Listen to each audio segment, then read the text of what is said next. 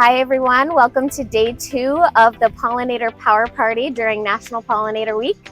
We are here in San Francisco, California, and today is all about community engagement and gardening. And even in a big city like San Francisco, we can still be supporting pollinators with skyscrapers around us.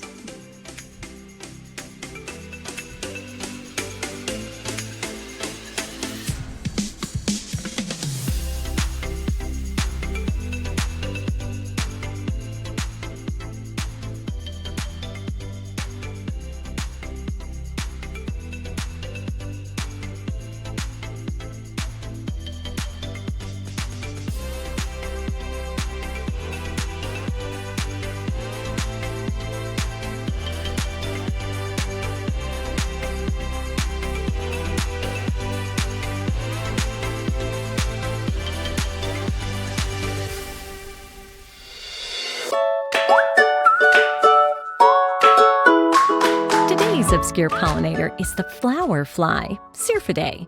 Most people probably know how to spot bees in their gardens and local parks, but nature is deceiving and full of mimics, and one group of pollinators, flower flies, are especially good at this deception.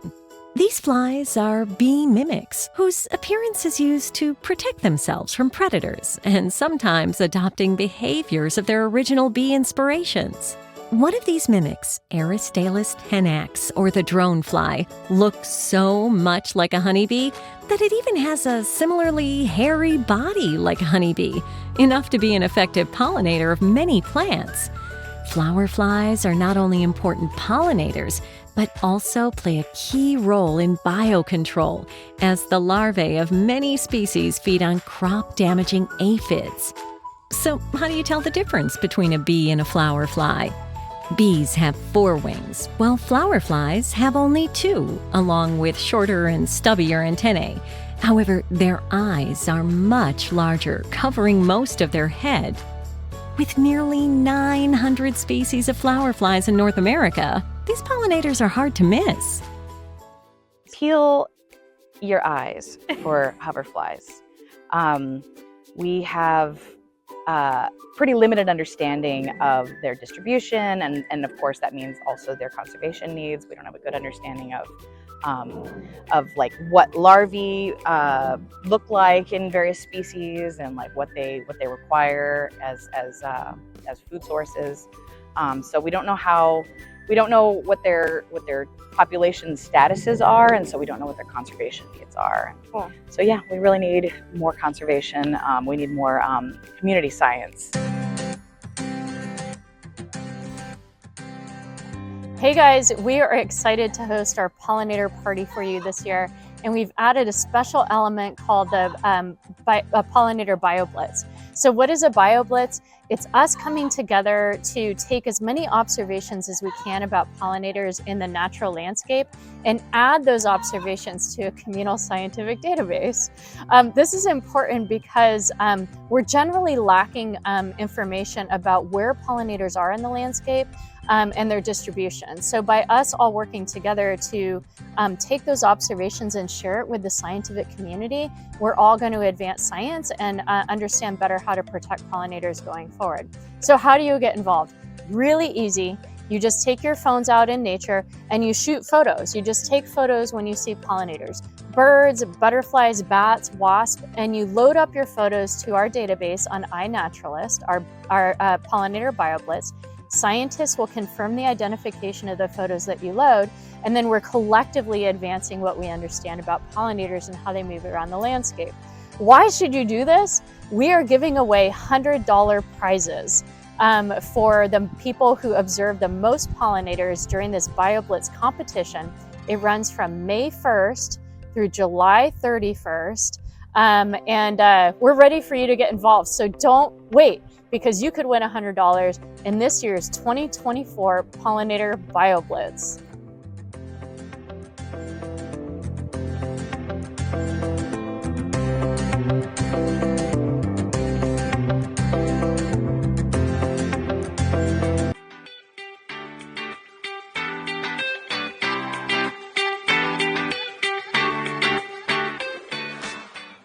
we're here to talk about the Moraga for Monarchs effort here in Moraga, California. This is an effort Bobby and I started back in 2020 when the monarch population along the West Coast had fallen to near extinction levels. There were once millions of monarchs that overwintered along the West Coast, and that year the number dropped to less than 2,000. The community was very concerned about doing what they could to help monarchs, and the journey that started on in 2020 really led us to, years later, a discovery of not only monarch butterflies, but the importance of pollinators in the very important state of California. So we're here doing all we can to support pollinators. We say monarchs teach us about ecology, beauty, and community. Ecology, because when you help monarchs, you help all kinds of other things. You learn about the little world all around you. And beauty, because whenever you plant for monarchs and other pollinators, you get these beautiful nectar flowers and that make everything lovely. And community is because you just can't believe how everybody in the town has embraced this effort, and they have all volunteered their time and provided resources to make all of this possible.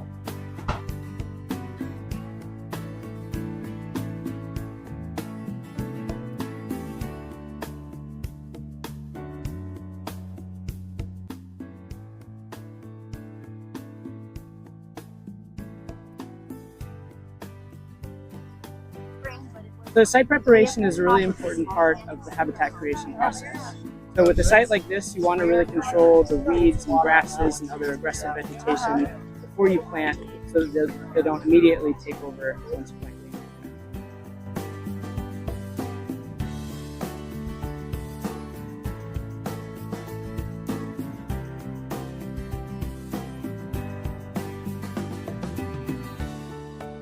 These are called pillars of support, and there will be designs. That one will be egg designs with monarch butterflies. This one will be caterpillar monarch butterflies, and then the next one will be chrysalis. So it's the different stages of the monarch butterfly, and then it'll have plaques on it thanking the people who have supported both the pillars and the monarch butterfly garden.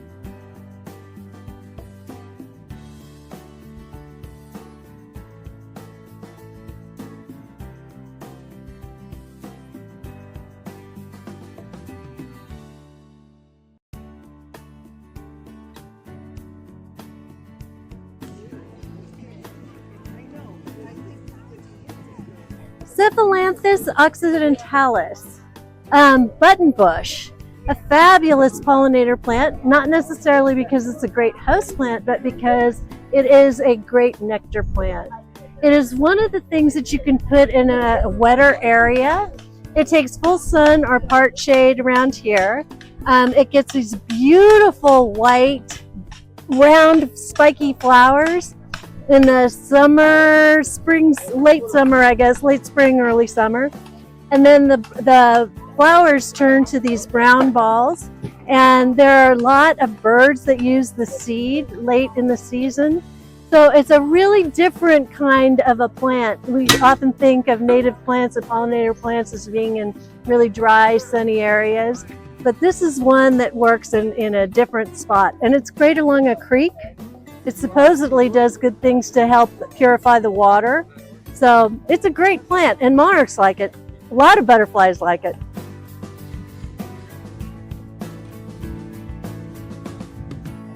So there are a few different options when planting a habitat like this. One option is you can plant seeds, which are cheaper but might have a less of a likelihood of succeeding per unit. Or like we did here, you can plant live plants, either plugs or larger potted plants. Those are going to be more expensive per unit, but they are going to be more successful if given enough water.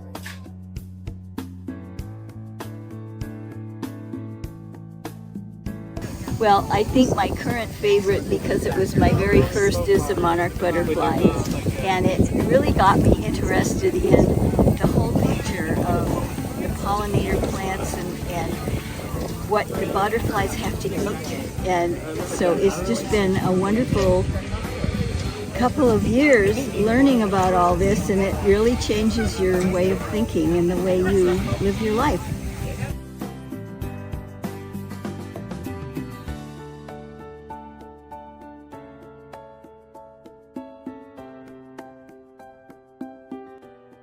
We are so lucky to have individuals in this town, Bobby Preston and Julie Stagg, that have created habitat and are making us all so aware of what we need to do for our little furry friends and also our little winged friends.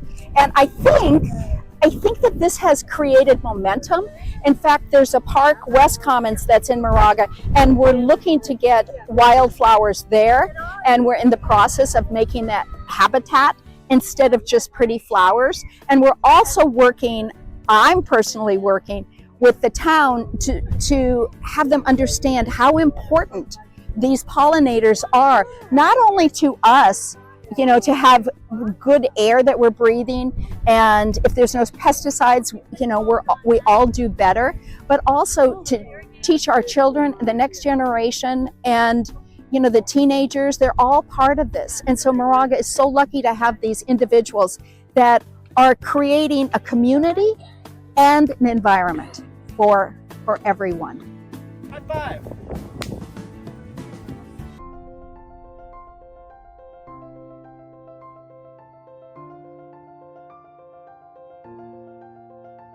I'm Lou Payne. I'm the right-of-way manager at the New York Power Authority. I've been at the Power Authority 20 years now, and I have a very detailed integrated vegetation management program. And one thing that I've learned over time is that by promoting this early successional plant community out there, I help all kinds of other communities, you know, wildlife communities, and specifically pollinators. I've always known, because I've been doing this work for well over 40 years, that there's pollinators out on these right-of-ways. They enjoy these right-of-ways because of the resources that are out there. But it's been really fun the last few years proving that fact. So I've got crews out there putting in pollinator scorecards, dropping plots across my system, doing a Tier 3 pollinator scorecard from the Rights-of-Ways Habitat Working Group, and just seeing the diverse habitat and the diverse pollinator habitat out there is really cool. Hi, I'm Dennis Fallon at the Utility Arborists Association. With all the millions of acres associated with energy corridors in the U.S., pollinators are an integral part of our society, and our members are very interested in making sure that right-of-way management exemplifies and helps pollinators come to life on our corridors. One of the things that solar siting might benefit from coming from the Utility Arborists Association is the use of integrated vegetation management in their planning as they pick sites and manage sites and think about their future maintenance along the sites. Hi, my name's Heidi Hartman. I work at Argonne National Laboratory's Environmental Science Division, and for the last few years we have been researching ecosystem services at large solar energy facilities. So ecosystem services is just another way of saying ecological benefits. And what we've been looking at is whether solar facilities, in addition to providing renewable clean energy, can also benefit the environment by planting deep-rooted flowering species all across the sites under and around the panels. And the good news is that we have found that you do see many more butterflies, bees, and other pollinators at solar facilities that have that kind of habitat. Well, I am Jennifer Queen. I'm with Ameren, an electric utility serving the vast majority of Missouri and Illinois. And I am co-chair of Power and Pollinators. I'm very excited about that. I'm also very excited to be the Ameren coordinator for the CCAA partnership because Ameren is a member. Pollinators are important to Ameren because we have a focus on them with our post-construction restoration. We're trying to use natives as much as possible to support our pollinator species in Missouri and Illinois. All right, Jen, so who's your favorite pollinator? Okay, so I really like them all, and I know it's kind of dodging the question, but I would have to say The bumblebees that come to my native passion flower at home, they're probably my favorite. It's a lot of fun to watch them really like get in those flowers and like roll around and be covered in pollen and totally oblivious to the fact that I'm trying to pet them with my finger. Hi, I'm Melissa Landis and I'm with Lincoln Electric System in Lincoln, Nebraska. What do you think about pollinators? I think pollinators are fascinating. I love doing pollinator habitat projects, but I love the people that I get to work with in the process. You can work with anyone from a school group to backyard gardeners, farmers, community organizations. And then within my electric utility, you can work with every department, division, and interested party that you can possibly imagine. It's a broad scope of people who care about pollinators. I'm Jessica Fox, and we're here at Multnomah Elementary School in Los Angeles, and we're just here to say, welcome to the Pollinator Party! This is a bumblebee. It's a bumblebee. This was the bee I was telling you guys about, that this bee shouldn't even be able to get flight. It has such a big, fluffy body, it shouldn't even be able to get off the ground, but it does. Why does it do that? I told you earlier. It can scoop. Its wings scoop. It doesn't just flap. They actually rotate, right? Yeah. The majority of wild bees live in the ground. So they are literally on the earth that you're walking on every day. And so what can we do if we want to support wild bees? We can protect spaces in the soil and ground where they can go and nest and live. That's one thing we could do for the bees, because now you know where they live. What species? Honeybee. Honeybee. This is a honeybee. It doesn't really want to sting you. It does it to protect its nest and its home. It dies for the benefit of its family. Now let's talk about you guys and see what can we do. So what's hurting pollinators? Chemicals. You guys are hitting the top 10. Yeah. That's a good one. Yeah. Next. Habitat loss. The three bigs: habitat loss, climate change, and chemical use. Those are your three big ones hurting pollinators everywhere. And while you guys are out at school and at recess and whatever you're doing, and you're not even thinking about it, these species are getting chores done. And instead of keeping your house clean, they're trying to keep the earth working and keep the earth clean and going. So how much do you think pollinators should be paid for doing their chore pollination? $10 per bee? Or for all the bees? All the bees? $10? Just some honey. Give them some honey. In a few months, I'm going to be hosting a party. It's called the Pollinator Power Party. And it's the world's largest party celebrating pollinators. We host it online, so it live streams to YouTube and Facebook and I think TikTok or something. TikTok! I learned that bees are only vegetarian and they don't they don't pollinate flowers on purpose. They just get it and then they accidentally rub it off on flowers.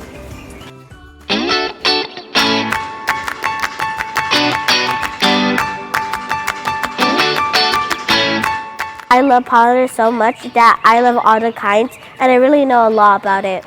I actually love the bumblebee. So I know I should love the monarch, which I do.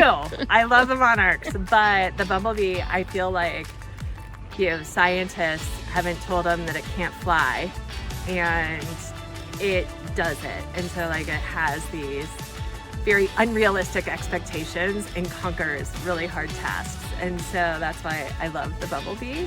My favorite pollinator is one that we've seen a lot at solar energy facilities. They are goldenrod soldier beetles. And in August, when you go to see these goldenrods at these sites, you see them covered with goldenrod beetles. My favorite pollinator is butterflies. And why are butterflies your favorite pollinator? Because They have a lot of different colors on their wings, and they're really cute. Bumblebee, Why? because I can pet them. You get to pet them. Do you not get stung by them? Nope. One of the big projects I've worked on the last couple of years is a nationwide voluntary conservation agreement for monarchs. Everyone in my friend and family group now thinks that I'm a monarch person, which I will say I am.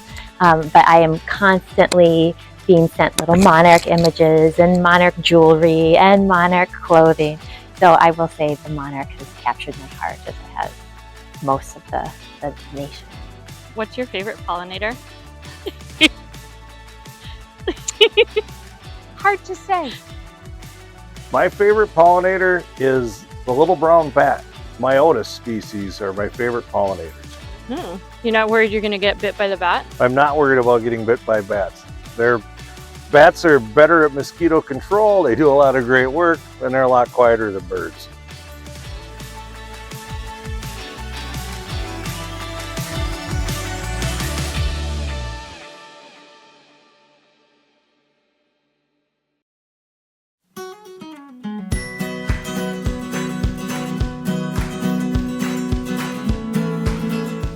Monarchs got their first name when the first pioneers got to this country. And when the pioneers saw this butterfly, it was very orange, right? And at that time, the King of England was William of Orange. So they called the monarch the King Billy. The King Billy. How about a fun fact like that? So after King Billy was no longer in the scene, they no longer could call it the King Billy, so they just called it the monarch. Huh. So the original name for monarch butterfly was King Billy? The King Billy. Oh, wow. So like what year would have that been in? Well, go back to the pioneer days. I don't know, 1620 or something like that, right? This jacket, this vest, is actually a prototype, and on the inside, the filling is actually milkweed floss. It was used extensively in World War II, and they went out and collected milkweed for life jackets and flight jackets because it is naturally hydrophobic, so it repels water. And then it's also really warm, so all those fibers are hollow, which is the reason why it kept sailors afloat. So during World War II, milkweed was an important thing that people would go and harvest? Yeah, so everybody in the country actually went out and collected bags of milkweed pods. And so they were little kids that went out. If you were home and you were in a rural area and there was milkweed, you were collecting milkweed pods. And the motto of the day was 2 bags save 1 life. Wow. So 2 bags of milkweed would keep a sailor afloat for like 5 days in the ocean. Hi, I'm Julia Michaels and I work for the Native Seed Group. And I would love to bust the myth that you can't do native pollinator conservation and support European honeybees simultaneously. How do you do that? I think you do that by designing creative seed mixes that provide habitat for both species of native bees and also honeybees, and work with land managers to carefully design those seed mixes. Hi everyone, welcome to the 2024 EPRI Pollinator Power Party. My name is Kristen Lear with Bat Conservation International, and today I want to bust a bat myth. I'm a 2018 National Geographic Explorer, and I'm passionate about helping as many young people become interested in bat conservation as possible. Now, if you're like 12-year-old me, you may be wanting to build a bat house. But I see out there a lot of misconception and myths about bat houses. So today I want to bust one of those myths. And one of those myths is that bat houses are basically like small bird houses with a small box with a big opening inside. However, if you're wanting to build a good bat house, you're going to want to build something like this. A bit bigger, with multiple chambers inside the house that the bats can crawl around in between to find the perfect temperature. For more information about bat houses, visit Bat Conservation International's website. And join us on June 20th for a Mythbusters panel to help us dispel some more myths about animals and animal pollinators. Thanks, everyone. All right, you guys, we are keeping you pumped up about pollinators this year, and we have brought back one of our most popular panels, which is our Mythbusters panel. We have expert scientists that will answer all your crazy questions and myths about pollinators. Kelly, do you have a question you'd like to ask our panel? I do, actually. So I'm wondering, do pollinators actually use the flowers in lawns like this? Ah, that's a good one.